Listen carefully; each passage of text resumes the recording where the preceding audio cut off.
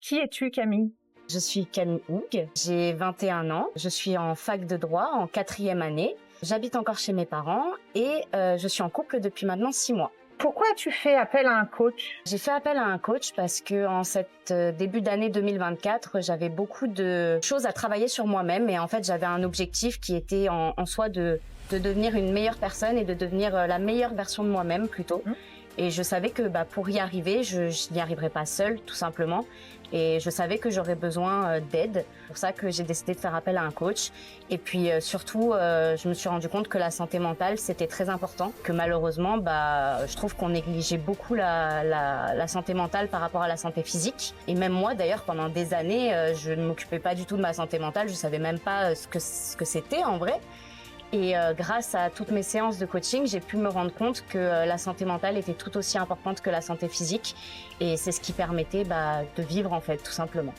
Qu'est-ce que le coaching t'a apporté, Camille?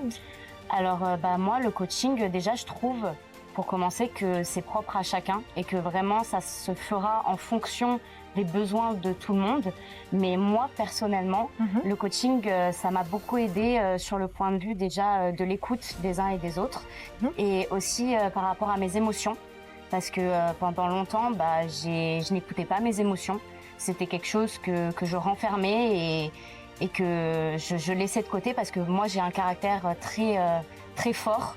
Et je fais en sorte de ne jamais laisser sortir mes émotions ou de ne jamais les ressentir parce que pour moi, c'est un signe de faiblesse. Du coup, j'ai toujours fait en sorte de cacher mes émotions.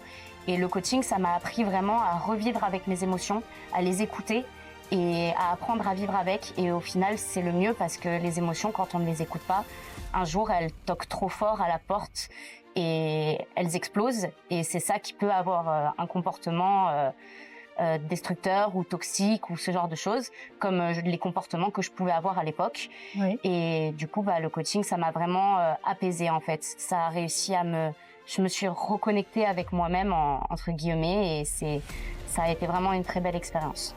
Comment te sens-tu maintenant? C'est dur de décrire comment je me ressens, mais je peux affirmer en tout cas que je me sens libérée d'un poids, un poids sur les épaules, quelque chose que je portais. Vraiment, j'avais un sac à dos lourd que je savais pas qu'il était là en fait, un sac à dos invisible avec beaucoup d'émotions dedans. Et grâce à toutes nos séances, j'ai vraiment réussi à libérer ce sac. Et c'est pour ça que je dis libérer d'un poids parce que je me sens beaucoup mieux maintenant et j'arrive à beaucoup mieux ressentir mes émotions. Maintenant, j'apprends à vivre avec. Au final, ça me fait du bien de les ressentir quand je suis face à une situation où qu'avant j'aurais essayé de la mettre de côté ou j'aurais pas vraiment réfléchi ou je serais partie faire autre chose pour penser à autre chose. Et maintenant je l'affronte et j'apprends à vivre avec et au final c'est mieux. Et c'est mieux pour ma santé mentale et ça me permet de mieux vivre.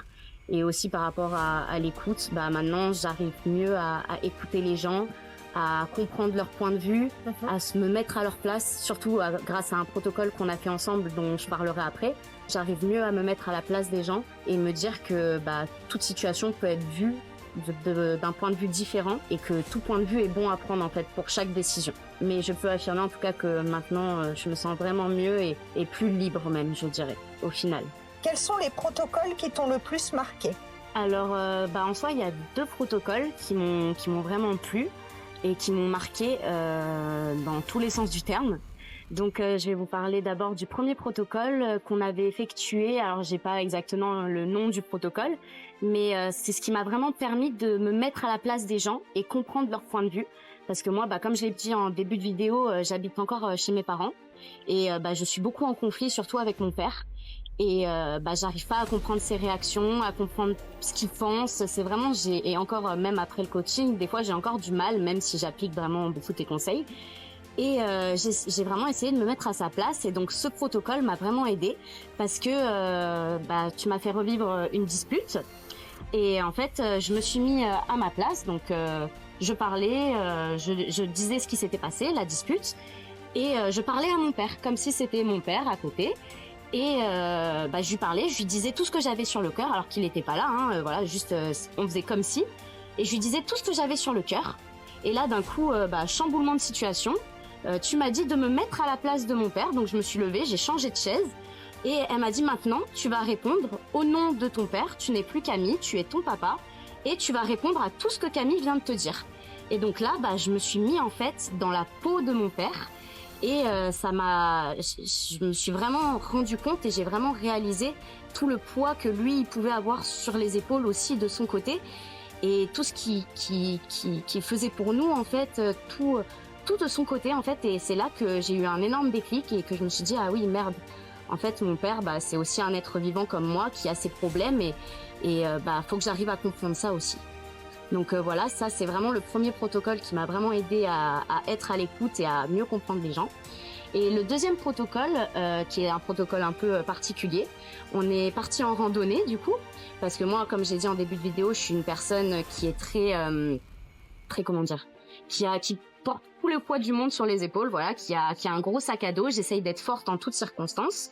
Et du coup, on est parti faire une randonnée. Et du coup, ma coach m'a pris une cagette avec plein de galets et elle m'a fait marquer sur tous les galets dans quoi je devais être forte dans la vie, donc en amour, en études, au travail. Et voilà, il y avait peut-être une dizaine de galets. On les a mis dans mon sac à dos et allez, c'est parti pour la randonnée. Et pendant tout le long de la randonnée, je faiblissais un petit peu, c'était dur.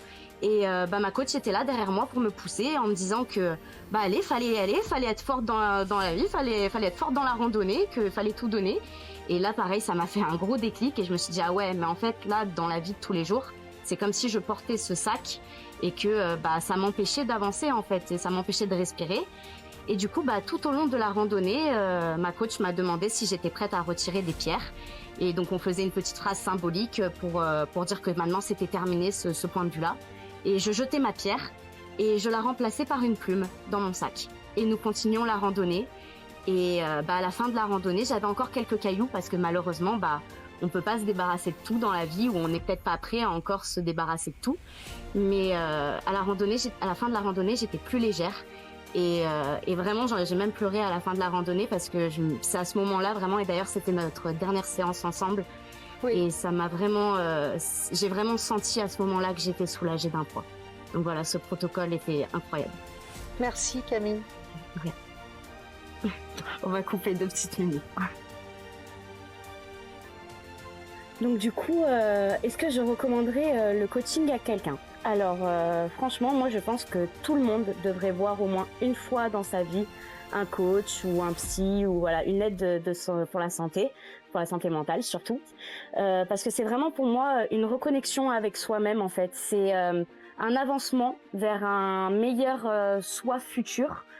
Et c'est se rendre compte en fait des blessures du passé qui nous ont parfois affectés sans même qu'on s'en rende compte et qui peuvent affecter nos vies futures tout simplement. Si je devais vraiment cibler des gens à qui je recommanderais le coaching, en soi tout le monde peut le faire, mais si je devais vraiment cibler quelqu'un, je ciblerais plutôt les jeunes de mon âge entre 20 et 25 ans. Parce que malheureusement en fait les anciennes générations elles ont beaucoup négligé la santé mentale et je sais que maintenant pour les nouvelles générations celle-ci est beaucoup plus importante et prend beaucoup plus de place et des fois les parents en fait ils ne se rendent pas vraiment compte des traumatismes qui ont pu infliger à leurs enfants et qui en fait nous suivent tout au long de notre vie.